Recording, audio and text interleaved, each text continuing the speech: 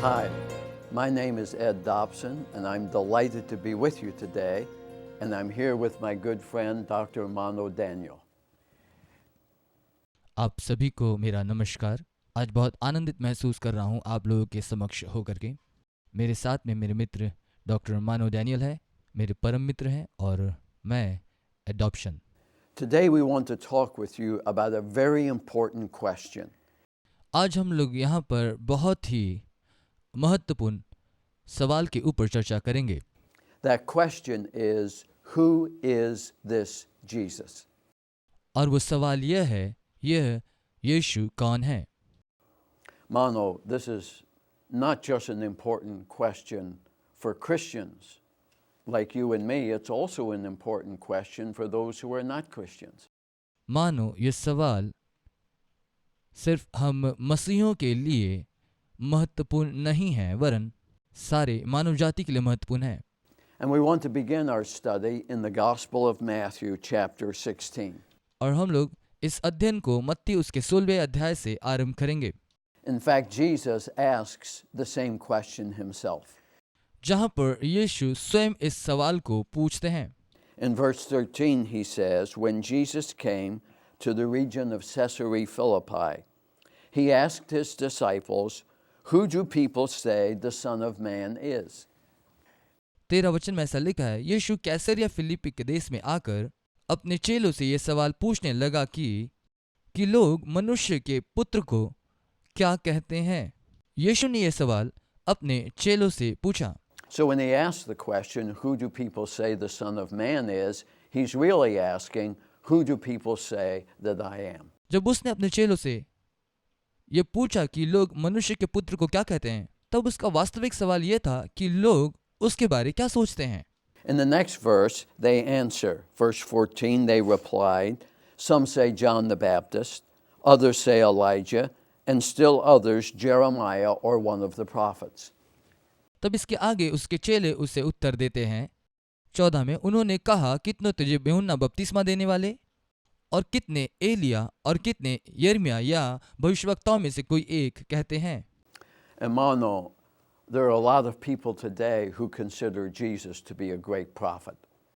और मानो आज संसार में बहुत से ऐसे लोग हैं जो यीशु को महान भविष्यवक्ता ही जानते हैं। Abraham was a great prophet. Abraham एक महान नबी था, Moses was a great prophet. मूसा एक महान नबी था, And Jesus is a great prophet. और यीशु भी एक महान नबी हुआ। But they don't believe he was the Son of God. लेकिन वे लोग ये विश्वास नहीं करते कि वो परमेश्वर का पुत्र है। In fact, some consider the idea that he's the Son of God to be blasphemy. परंतु कुछ लोग सोचते हैं वो अपने आप को परमेश्वर का पुत्र कहकर परमेश्वर की निंदा किया करता है, अपमान करता है। Other people consider Jesus to be a great moral teacher. कुछ लोग यीशु मसीह को एक महान नैतिक शिक्षक के रूप में जानते हैं। उनका मानना है कि यीशु एक अच्छी शिक्षा देने वाले थे। Some consider him, Mano, to be a social revolutionary. कुछ लोग उसे समाज में जागृति लाने वाले समझते हैं। But who is this Jesus really? लेकिन वास्तव में यह यीशु कौन है? In fact, in verse 15, Jesus says, But what about you? He asked, Who do you say that I am? और यहाँ 15वें वचन में यीशु पूछते हैं, तुम मेरे विषय में क्या सोचते हो कि मैं कौन हूँ? Jesus says, It's not so important what others think. What is important is what do you think? यीशु ने कहा, यह महत्वपूर्ण नहीं कि लोग मेरे विषय में क्या सोचते हैं, महत्वपूर्ण यह है कि तुम क्या सोचते हो। So, who is this Jesus? ये यीशु कौन है? Well, one of the ways to answer that question, Mano, is to look at what Jesus said about himself. इस सवाल का जवाब देने के लिए बेहतर है मानो कि हम देखें कि यीशु स्वयं अपने विषय में क्या कहता है। यीशु अपना परिचय कैसे देता है। And we want to look at several passages of Scripture where Jesus makes statements about himself. आइए बाइबल में से हम कुछ एक भागों को हम लोग देखेंगे और पढ़ेंगे जहाँ पर यीशु ने अपने विषय में कहा। In the 6th chapter of John, we read the story of the feeding of the 5,000. हम यूहन्ना के 6वें अध्याय में देखते हैं जहाँ यीशु मसीह ने 5,000 की भीड़ को भोजन खिलाया। In fact, in chapter 6, verse 5, When Jesus looked up and saw a great crowd coming toward him, he said to Philip, "Where shall we buy bread for these people to eat?" यूहन्ना 6 अध्याय उसके 5वें वचन से ऐसा लिखा है, तब यीशु ने आंखें उठाकर एक बड़ी भीड़ को अपने पास आते देखा और फिलिप्पुस से कहा कि हम इनके भोजन के लिए रोटी कहाँ से मोल लाएं। And they discovered they had a little boy who had 5 small barley loaves and 2 small fish. और वहां पर उन्होंने पाया कि एक छोटा लड़का जिसके पास 5 रोटी और 2 मछलियां है। So Jesus has the whole crowd sit down. There were 5,000 men. और यीशु मसीह के सामने एक बहुत बड़ी भीड़ थी और यीशु ने उन सभी को पाती पाती बैठा दिया। He took the loaves and gave thanks. He took the fish and gave thanks and fed everyone. और यीशु ने वो रोटियां ली और धन्यवाद दिया और मछलियां ली और धन्यवाद दिया और उस पूरे भीड़ को तृप्त किया। And in verse 13 it says, "So they gathered the leftovers and filled 12 baskets with the pieces of the 5 barley loaves left over by those who had eaten." और 13वें वचन में लिखा है, सो उन्होंने बटोरा और जौ की 5 रोटियां जो खाने वालों से बच रहे थे 12 टोकरियां भर गई और बच गई। Then in verse 35, immediately following this story, Jesus says, और ठीक इसके बाद 35वें वचन में हम देखते हैं कहानी आगे बढ़ती है और यीशु मसीह वहां कहते हैं, Then Jesus declared, verse 35, "I am the bread of life. He who comes to me will never go hungry, and he who believes in me will never be thirsty." और यहां पर यीशु मसीह अपने विषय में कहते हैं, यीशु ने उनसे कहा, जीवन की रोटी मैं हूं, जो मेरे पास आएगा वो कभी भूखा ना होगा और जो विश्वास करेगा प्यासा ना होगा। Jesus had just fed 5,000 plus people. थोड़ी देर पहले यीशु ने 5,000 लोगों को भोजन से तृप्त किया। He had met their physical needs. उन्होंने लोगों के भौतिक आवश्यकताओं को पूरा किया। They ate and were satisfied. वे खाएं और तृप्त हुए। यीशु ने उन्हें खिलाकर पूरे रीति से तृप्त किया। And now he declares, "I am the bread of life." और अब यहाँ पर वह घोषणा करता है कि मैं जीवन की रोटी हूँ। And the implication, Mano, is if you eat Jesus, you'll never hunger again and you'll never thirst again. और यहाँ जिस बात पर जोर दिया गया है मानो वो यह है कि जो कोई यीशु को खाएगा वो कभी भूखा नहीं होगा, कभी प्यासा नहीं होगा। यीशु रूपी जीवन रोटी को खाकर कोई कभी भूखा नहीं होगा और जो कोई उस पर विश्वास करेगा वो फिर कभी प्यासा ना होगा। Just as bread is necessary for physical life, so Jesus says, "I am necessary for spiritual life." जिस प्रकार रोटी हमारे लिए शारीरिक भूख को तृप्त करने के लिए होता है, ठीक उसी प्रकार यीशु मसीह हमारी आत्मिक जरूरतों को पूरा करने के लिए जरूरी है। यीशु मसीह हमारे सारे आत्मिक और भौतिक जरूरतों को पूरा करता है। If you accept Jesus, you will never hunger and you will never thirst. यदि आप यीशु को ग्रहण करेंगे आप कभी भूखे नहीं होंगे ना प्यासे होंगे। वो यीशु मसीह आपको हमेशा तृप्त करता चला जाएगा। Jesus picks up this idea in the very next chapter. और अगले अध्याय में यीशु मसीह इसी विचार को आगे बढ़ाते हैं। In chapter 7, verse 37, he says, "On the last and greatest day of the feast, Jesus stood and said in a loud voice, 'If anyone is thirsty, let him come to me and drink. Whoever believes in me, as the scripture has said, streams of living water will flow from within him.'" यूहन्ना उसके 7वें अध्याय और 37 वचन में यूं लिखा है, फिर पर्व के अंतिम दिन में जो मुख्य दिन है, यीशु खड़ा हुआ और पुकार कर कहा, यदि कोई प्यासा हो तो मेरे पास आकर पिए। जो कोई मुझ पर विश्वास करेगा, जैसा पवित्र शास्त्र में आया है, उसके हृदय से जीवन जल की नदियां बह निकलेगी। अर्थात यीशु पर विश्वास करने वालों का जीवन बहता हुआ सोता बन जाएगा। Jesus says, "I am living water. I'm the water of life." यीशु कहते हैं, जीवन का जल मैं हूं। In the last chapter, Mano, he says, "I am the bread of life." Now he says, "I am the water of life." पिछले अध्याय में उसने कहा था जीवन की रोटी मैं हूं, और अब यहाँ वो कहते हैं जीवन का जल मैं हूं। And from an ancient point of view, bread and water are the two necessities for existence. आदिकाल के विचारों के अनुसार जल और रोटी मनुष्य की प्राथमिक आवश्यकता है, जीने के लिए ये जरूरी है। Without bread and water, Mano, you're dead. बिना रोटी और पानी के आप मृत हैं। And Jesus is saying the same thing.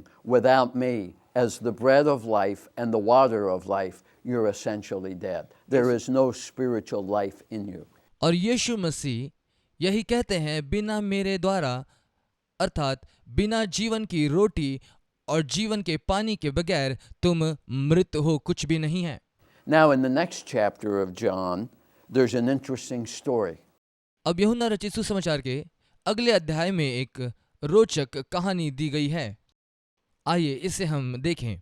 And the Pharisees and teachers of the law bring a woman who was taken in adultery. और सदुकियों और फरीसियों ने एक स्त्री को पकड़ लाया जो व्यभिचार में पकड़ी गई थी। And the religious leaders, Mano, say to Jesus, the Torah requires that you stone her. What do you say? और धार्मिक अगुवे मानो ऐसा कह रहे थे कि व्यवस्था के अनुसार इसे पत्थरवा करके मार डालना चाहिए, आप क्या कहते हैं? And in verse 6 we read, they were using this question as a trap in order to have a basis for accusing him. But Jesus bent down and started to write on the ground with his finger. और छठे वचन में हम देखते हैं वे यीशु को फंसाने की मनसा से उससे सवाल पूछता है कि इस स्त्री के साथ किस प्रकार से व्यवहार किया जाना चाहिए, और यीशु झुककर कुछ लिखने लगता है। Then Jesus says, the one who is without sin, let him be the one to throw the first stone.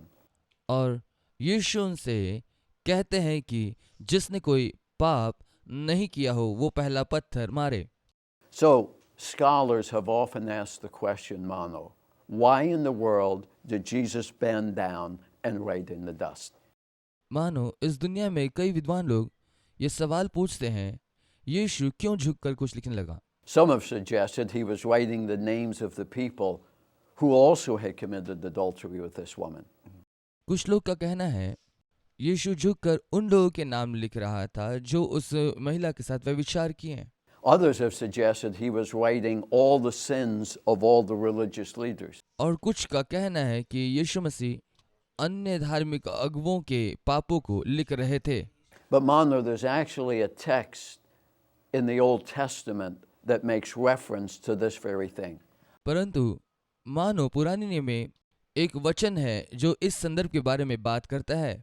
In Jeremiah chapter 17 यिर्मयाह उसका 17 अध्याय and verse number 13, और उसका 13 वचन, we read, O Lord, the hope of Israel, all who forsake you will be put to shame. Those who turn away from you will be written in dust, because they have forsaken the Lord, the spring of living water. यिर्मयाह 17:13 वहाँ ऐसा लिखा है, हे यहोवा, हे Israel के आधार, जितने तुझे छोड़ देते हैं वे सब लज्जित होंगे, जो तुझसे भटक जाते हैं उनके नाम भूमि ही पर लिखे जाएंगे, क्योंकि उन्होंने बहते जल के सोते यहोवा को त्याग दिया है। यहाँ पर हम देख पाते हैं कि उसी संदर्भ का जिक्र किया गया है। The prophet says, those who forsake the Lord, their names will be written in dust because they've forsaken the spring of living water. यहाँ पर भविष्यवक्ता इस बात को बताता है कि उनके नाम भूमि पर लिखे जाएंगे क्योंकि उन्होंने बहते जल के सोते को अर्थात यहोवा को त्याग दिया। Jesus has just declared that he is the living water. यीशु ने इस बात की घोषणा की कि वह जीवन जल का सोता है। And if you believe in him, out of your very belly will flow living water. और यदि आप उस पर विश्वास करें तो आपके जीवन के भीतर से जीवन जल की नदियां बह निकलेगी। वचन यही बताती है। But Mano, the religious leaders rejected Jesus and rejected him as the spring of living water. लेकिन मानो मुख्य बात यह है कि सभी धार्मिक अगुवों ने यीशु को नकार दिया था उन्होंने ये यकीन नहीं किया कि यही जीवन जल का सोता है। And the prophet says, those who reject the spring of living water, their names will be written in the dust. और वचन में ऐसा लिखा हुआ है, जिन्होंने उस बहते जल के सोते को त्याग दिया है, उनके नाम भूमि ही पर लिखे जाएंगे। So when Jesus bends down to write in the dust, the religious leaders knew this prophecy, and he is essentially condemning them for rejecting the spring of living water. ये धार्मिक अगुवे इस भविष्यवाणी को जानते थे और यीशु उनके दोष को जमीन पर लिख रहे थे, क्योंकि उन्होंने उस बहते जल के सोते अर्थात यीशु को नकार दिया। So immediately following this story, तुरंत ही इस घटना के पश्चात यीशु मसीह एक वक्तव्य लोगों के सामने में रखते हैं। he says in chapter 8, verse 12, when Jesus spoke again to the people, he said, I am the light of the world. Whoever follows me will never walk in darkness, but will have the light of life. और ठीक इस घटना के बाद यीशु मसीह 8वें अध्याय उसके 12वें वचन में एक वक्तव्य कहते हैं, और वो कहते हैं, जगत की ज्योति मैं हूँ, और जो कोई मेरे पीछे हो लेगा वो कभी अंधकार में ना चलेगा वरन ज्योति में होगा। He says, I am the bread of life. उसने कहा, जीवन की रोटी मैं हूँ, I am the water of life. जीवन का जल मैं हूँ, I am the light of life. जीवन की ज्योति मैं हूँ। यीशु ने कहा, जगत की ज्योति मैं हूँ, And he's the light of the whole world. और पूरे जगत की वो एकमात्र सच्ची ज्योति है। He's not just the light for those of us who call ourselves Christians and followers of Jesus. वो सिर्फ उन लोगों के लिए ज्योति नहीं है जो अपने आप को मसीह कहते हैं, या सिर्फ मसीह के अनुयायियों के लिए वो नहीं है। Jesus is making an incredible claim. He's claiming to be the light of the whole world.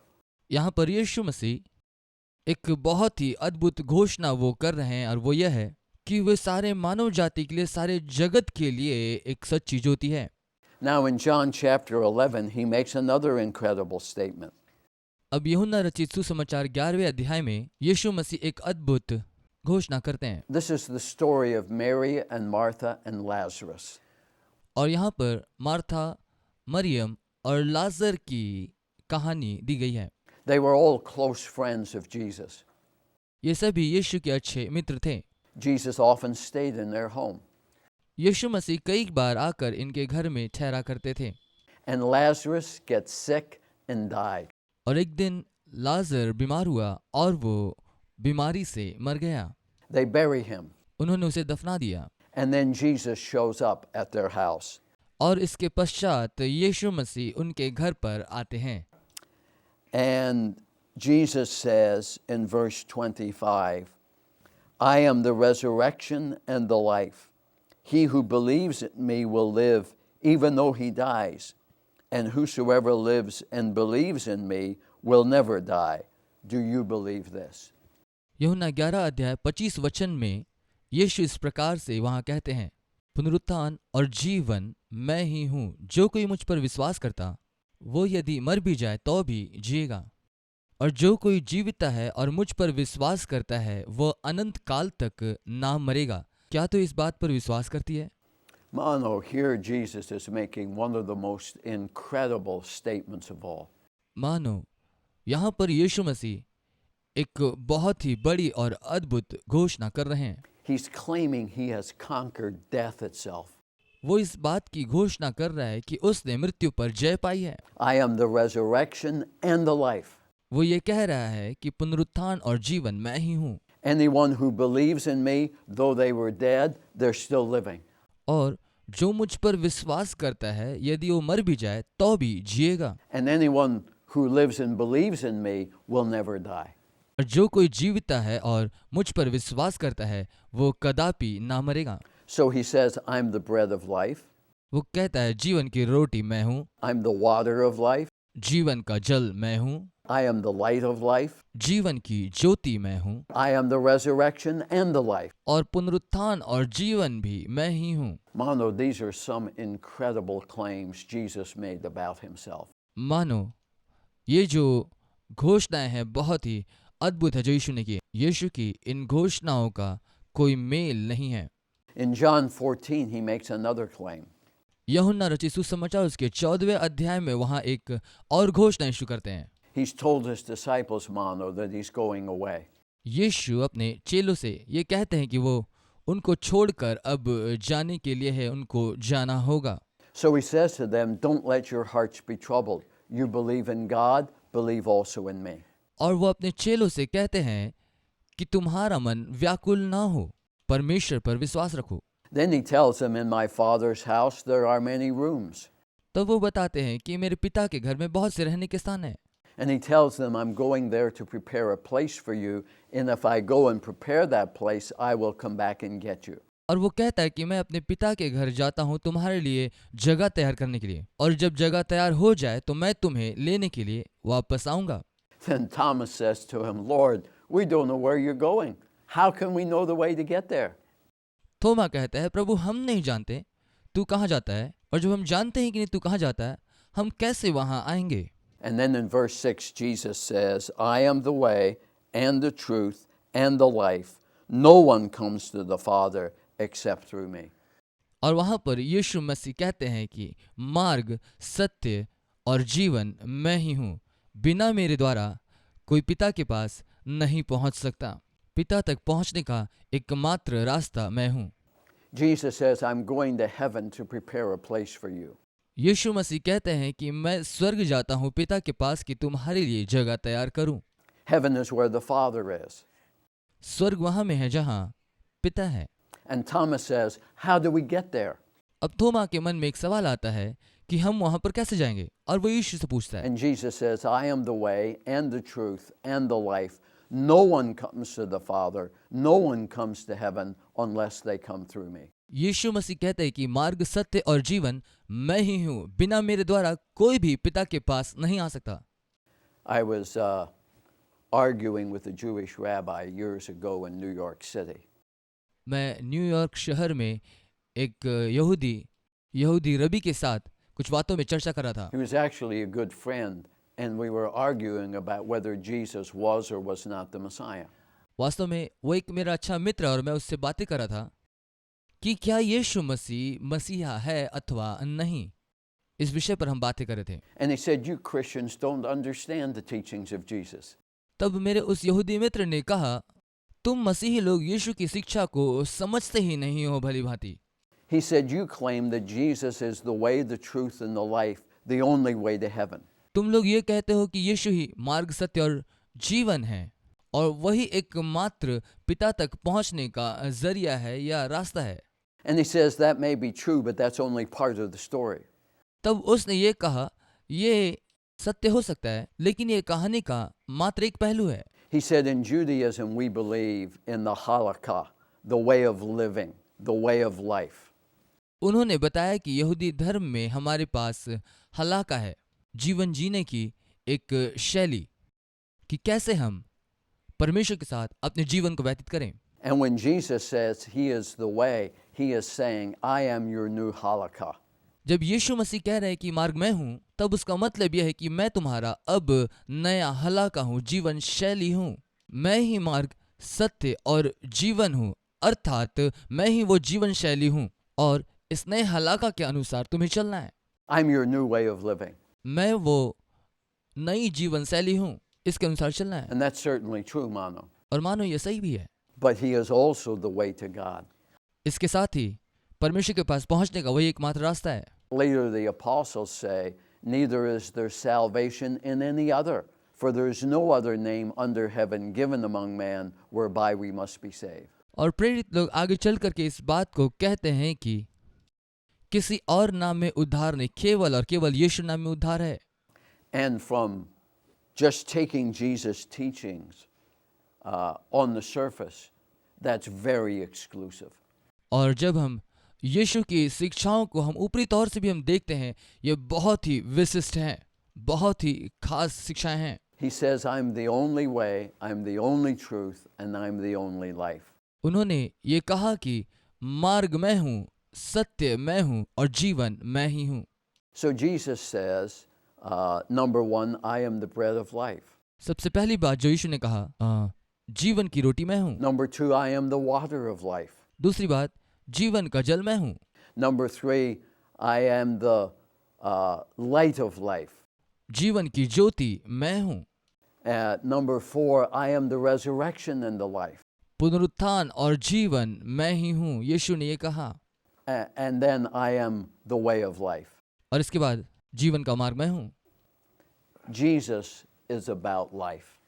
यीशु मसीह जीवन है और संपूर्ण यीशु वो जीवन के विषय में ही है। In fact, he said, I have come to give you life and to give it to you abundantly. और जबकि वो ये भी कहता है कि मैं तुम्हें जीवन देने आया और एक बहुतायत का जीवन देने के लिए वो आया है।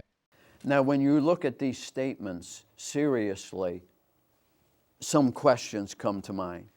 और जब आप इन वक्तव्यों को गंभीरता से देखेंगे तब कुछ सवालात आपके मन में उठेंगे। Most religious teachers claim that they are pointing to the bread and they are pointing to the water and they are pointing to the light and they are pointing to the resurrection and they are pointing to the way.